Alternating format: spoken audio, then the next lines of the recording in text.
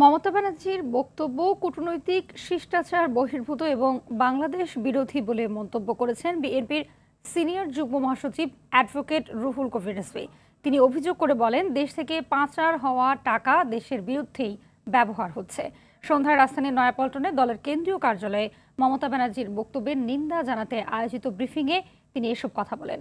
এ সময় সবাইকে সতর্ক থাকার আহ্বান জানিয়ে রুহুল কবির রিজভী দেশে অস্থিতিশীল পরিস্থিতি তৈরিকারীদের বিরুদ্ধে সরকার এবং আইনশৃঙ্খলা রক্ষাকারী বাহিনীকে ব্যবস্থা নেয়ার আহ্বান জানান। 15 বছরের একটি দানবীয় জগদ্দল পাথরের পর কমপক্ষে একটি মুক্ত বাতাস নিতে পারছে মানুষ।